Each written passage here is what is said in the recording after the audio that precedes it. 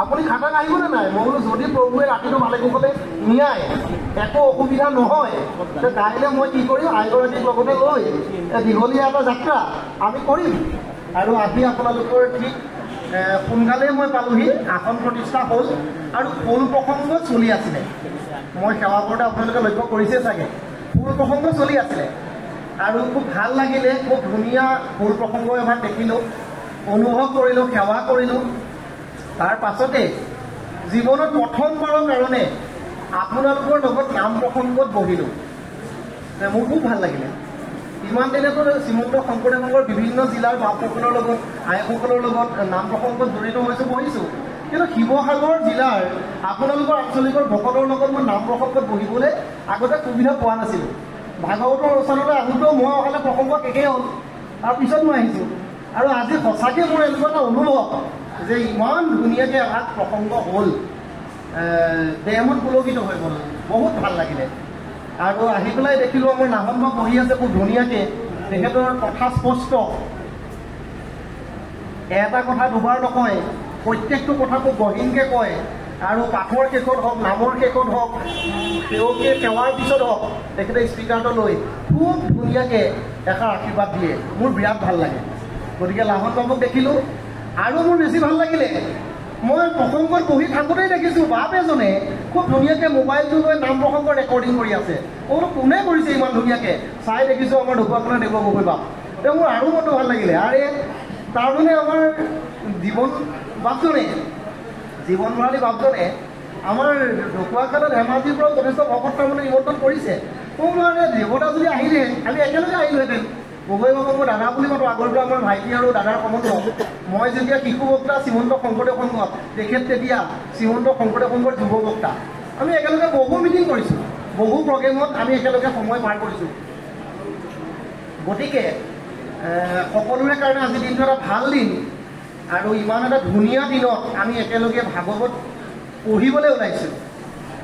আৰু মই মাত্ৰ পঢ়ি যাম, মাজে সময়ে অকণমান সংযোগ কৰি যাম। কিন্তু মই আহ্বান জনাম, অনুৰোধ জনাম, আমাৰ বহু সময়ৰ দীৰ্ঘদিনৰ মূলৰ সদস্য ঢকুৱাখানা জিলাত তেখেতে প্ৰতিনিধিত্ব কৰি আহিছে। শ্ৰীমন্ত শংকৰদেৱ সংঘৰ তেখেত এজন সন্মানীয় প্ৰচাৰক, দেৱ গগৈ বাপজন মোৰ কাষতে বহি আছে। গতিকে আপোনালোকক খুব ধুনীয়াকৈ ভাগৱত শাস্ত্ৰভাগৰ ওপৰত, পদত ওলাই যোৱা কথাখিনিৰ ওপৰত তেখেতে অকণমান আগ ধৰি আমাক অকণমান আগবঢ়াই লৈ যাব, এইটো আশা মই কৰিলোঁ। আৰু পাঠ আৰম্ভ কৰিব বিচাৰিছোঁ, হ'বনে? আৰম্ভণিটো অকণ কৰিব লাগিব। আচ্ছা কৃষ্ণ হ'ব। তেতিয়াহ'লে অকণমান মাত্ৰ তেখেতে মোক আৰম্ভণি সম্পৰ্কে অকণমান মাত্ৰ আগ ধৰি দিবলৈ কৈছে। আৰু যিখন সমাজত আমাৰ লাহন বাবৰ নিচিনা বাপ বহি থাকিব, দেৱ গগৈৰ নিচিনা বক্তা বহি থাকিব, ইমান জ্যেষ্ঠসকল সন্মুখত বহি থাকিব, মইনো বাৰু কি আগ ধৰিম আৰু আগ ধৰি মই কি ক'ম? হ'লেও বহুত সৰুৰ পৰাই মই এই ভকতীয়া সমাজখনৰ লগত আচলতে জড়িত।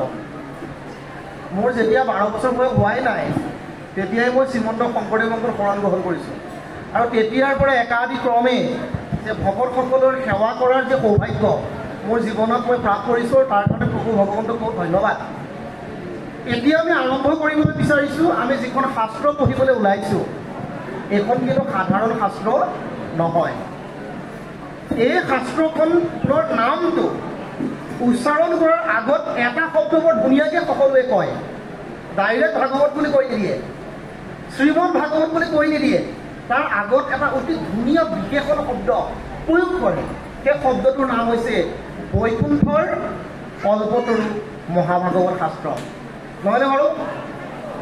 বহুত ভকত আছে ডাইৰেক্ট ভাগৱত বুলি কৈ নিদিয়ে, শ্ৰীমদ ভাগৱত বুলি কৈ নিদিয়ে, আগত এটা শব্দ কয়, অতি ধুনীয়া এটা বিশেষণ যে বৈকুণ্ঠৰ কল্পতৰু ভাগৱত শাস্ত্ৰ। ইয়াৰ পৰা এটা কথা প্ৰমাণ হয় যে এই শাস্ত্ৰখন আচলতে আমাৰ এতিয়াৰ পুলিচবোৰৰ শাস্ত্ৰ নহয়। এই শাস্ত্ৰভাগ যেতিয়া জন্ম হৈছিল, সেই সময়খনত কোৱা হৈছে পদ্মকল্প, আৰু সময়ছোৱাত কৈছে প্ৰথম ভাগ বা আৰম্ভণি ভাগ।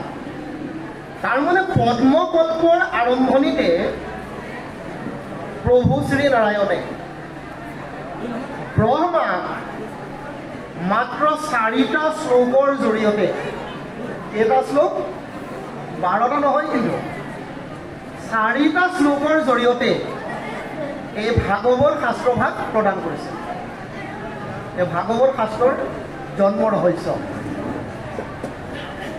ধৰিব পাৰিছেনে কথাটো ব্ৰহ্মাৰ প্ৰাৰ্থনা শুনি কৃষ্ণ নিগদতি চতুশ্লোকী ভাগৱত লোৱা প্ৰজাপতি 4টা শ্লোকৰ জৰিয়তে শ্ৰী নাৰায়ণে কেতিয়া পদ্মকল্পৰ আৰম্ভণিত কাৰ আগত প্ৰজাপতি ব্ৰহ্মাৰ আগত এই ভাগৱত শাস্ত্ৰ প্ৰদান কৰিছে ব্ৰহ্মাই যেতিয়া ভাগৱত শাস্ত্ৰভাগ নাৰদক কৈছিল তাত আৰু 2টা শ্লোক যোগ হৈছিল নাৰদে পোৱা ভাগৱত ভাগ 4 শ্লোকৰ হৈ নাথাকিল 6টা শ্লোকৰ ভাগৱত ভাগ নাৰদে যেতিয়া ভাগৱত ভাগ ব্যাসক দিছিল ব্যাসে নাৰদৰ পৰা ভাগৱত ভাগ আৰু 2টা বেছি শ্লোকৰ জৰিয়তে পাইছিল তাৰমানে ব্যাসে পোৱা ভাগৱত ভাগৰ শ্লোকৰ সংখ্যা আছিল 8টা 8 শ্লোক আৰু ব্যাসে যেতিয়া শুকক প্ৰদান কৰিছিল ভাগৱত ভাগ তাক আৰু 2টা শ্লোক যোগ হৈছিল 10টা শ্লোক হ'ল আৰু যেতিয়া শুকমুনিয়ে ৰজা পৰীক্ষিতক ভাগৱতৰ কথা শুনাইছিল তাত আৰু 2টা শ্লোক যোগ হ'ল তাৰ মানে আমি কলিৰ মনুষ্যসকলে বৰ্তমান পাঠ কৰিবলৈ লোৱা ভাগৱতৰ শ্লোকৰ সংখ্যা কিমান 10 আৰু 2 টোটেল 12 আৰু শ্ৰীমন্ত শংকৰদেৱ গুৰুজনাই সেইকাৰণে ভাগৱত শাস্ত্ৰভাগৰ আৰম্ভণি শ্লোকটোত লিখিছে 12টা আখৰ তাতে 11টাও নাই 13টাও নাই হিচাপ কৰি চাবচোন 12টা আছে ও নম ভগৱতে বাসুদেৱায় তাতে 12টা আখৰ আছে এই 12টা আখৰে 12 স্কন্ধ ভাগৱতক আচলতে প্ৰতিনিধিত্ব কৰে ধৰিব পাৰিছেনে কথাটো 18,000 শ্লোক আছে ইয়াতে এটা 2টা নহয় শ্লোকৰ সংখ্যা 18,000 আমি ভাগৱত কিয় শুনিব লাগে আৰু প্ৰত্যেক অনুষ্ঠানৰ অন্তত ভাগৱত কিয় পাঠ কৰোৱাৰ নিয়ম হৈছে তাৰ কাৰণটো ভগৱান শ্ৰীকৃষ্ণই অৰ্জুনৰ আগত নিজ মুখে কৈছিল দ্বাপৰ যুগত শ্ৰীমদ ভাগৱতম পুৰাণম লোক বিশ্ৰুতম শ্ৰদ্ধায়ে চিন্ময় ৰজত মম সন্তোষ কাৰণম হে অৰ্জুন মোক সন্তুষ্ট কৰাৰ উপায় হে আছে বিভিন্ন উপায়ৰ জৰিয়তে মোক ভকতসকলে সন্তুষ্ট কৰিব পাৰে তাৰ ভিতৰত প্ৰথম আৰু সৰ্বোচ্চ যিটো পথ সেই ৰাস্তাটোৰ নাম কি জানেনে ভাগৱত শাস্ত্ৰৰ শ্ৰৱণ আৰু কীৰ্তন শ্ৰীমদ ভাগৱতম পুৰাণম লোক বিশ্ৰুতম শ্ৰদ্ধায়ে চিন্ময় ৰজত্ৰ মম সন্তোষ কাৰণম যে যিজন ভকতে সকলো শাস্ত্ৰৰ ভিতৰত উত্তম শাস্ত্ৰ ভাগৱত ভাগক অতি শ্ৰদ্ধা সহকাৰে শুনিব আকৌ কৈছোঁ কৃষ্ণই কোৱা কথাটো যে অৰ্জুন যিজন ভকতে সকলো শাস্ত্ৰৰ ভিতৰত উত্তম শাস্ত্ৰ ভাগৱতখনক অতি শ্ৰদ্ধা সহকাৰে শুনিব হে অৰ্জুন সেইজন ভকতক মই অন্য ভকতৰ তুলনাত বেছিকে কৃপা কৰোঁ অন্য ভকতকতো মই কৃপা কৰোঁৱেই কিন্তু স্পেচিয়েলি সেইজন ভকতক কোনজন ভকতক যিজনে ভাগৱত শাস্ত্ৰভাগ শুনিব নহয় তাৰ আগত এটা শব্দ কৈছে টাৰ্মছ এণ্ড কণ্ডিশ্যন লাগু কৰা আছে টাৰ্মছ এণ্ড কণ্ডিশ্যন কি অকল শুনিব বুলি নাই কোৱা অতি শ্ৰদ্ধা সহকাৰে শুনিব সেই শব্দটো কিন্তু লিখিবলৈ নাই পাহৰা ক'বলৈ নাই পাহৰা যে অতি শ্ৰদ্ধা সহকাৰে শুনিব সেইজন ভকতক মই বেলেগ ভকততকৈ অলপ বেছিকৈ কৃপা কৰোঁ আৰু সেইকাৰণে মহাপুৰুষ শ্ৰীমন্ত শংকৰদেৱ গুৰুজনে আমাক কৈছে মহাপুৰুষ মাধৱদেৱেও লগত সহযোগ কৰিছে কি বুলি নহেৰ নৰ চাপিও ওচৰ ভাগৱত আদিতৰ আনুজত শাস্ত্ৰ ইহাৰ আগত জ্যোতিৰ যেন প্ৰকাশ কিছুমানত আছে বাতিৰ যেন প্ৰকাশ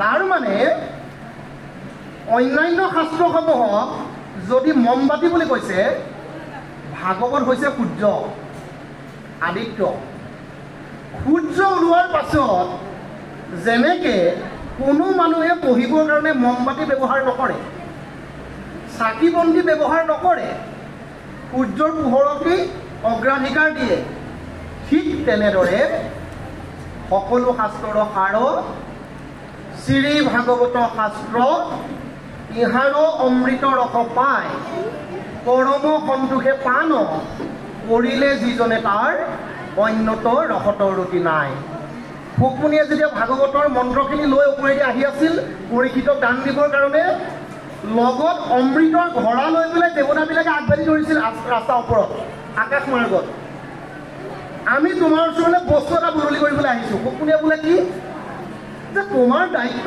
পৰীক্ষিতক জীয়াবহে লাগে কোনেও পৰীক্ষিতক জীয়াব লাগে তথ্যকে খুটিব পৰীক্ষিত মৰিব এই অমৃতখিনি তুমি লৈ যোৱা মৰাৰ পিছত পৰীক্ষিতক খাবলৈ দিবা পৰীক্ষিত দি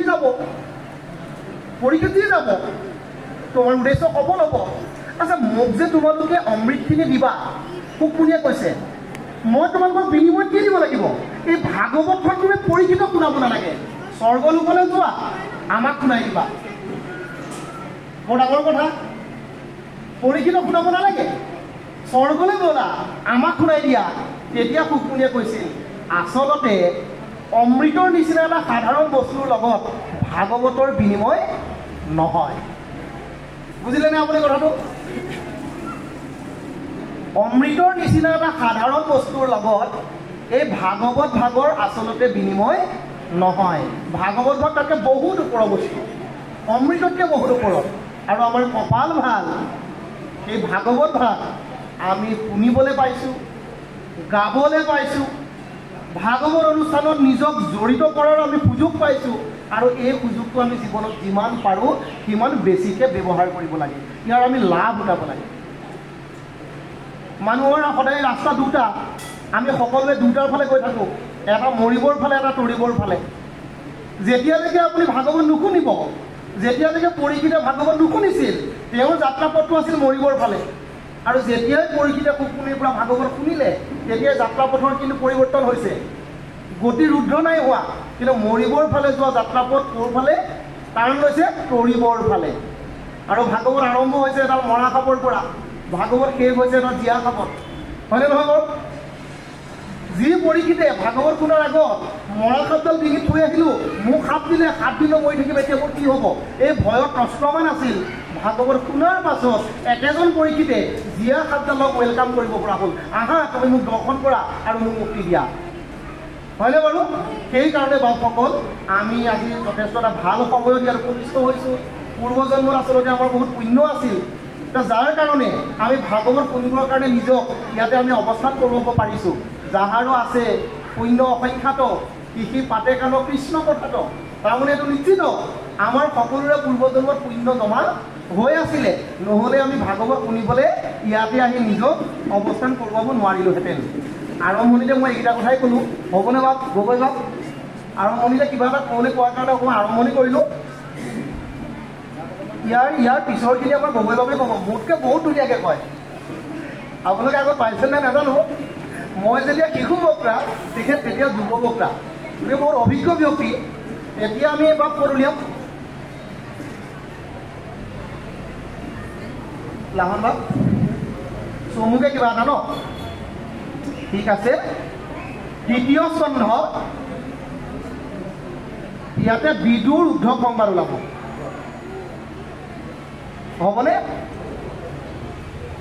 তাৰমানে উদ্ধৱো ভকত বিদুৰো ভকত গতিকে দুজন ভকতৰ মাজৰ যি আলোচনা ইটো এটা মহৎ আলোচনাই হ'ব তাততো আৰু বেলেগ কথা নোলায় কাৰণ 6জন ভকতৰ 2জনেই এজন উদ্ধৱ এজন বিদুৰ আৰু এতিয়া আমি আলোচনা কৰিবলৈ লৈছোঁ সেই 2জন ভকতৰ মাজৰ অকণমান কথোপকথন হ'বনে ভাগৱতৰ ৩য় স্কন্ধ দুলৰী বিদুৰ উদ্ধৱ সংবাদ। গগৈবাব অকণমান হাত ধৰিব, মই আপোনাক পঢ়োঁ। কৃষ্ণ।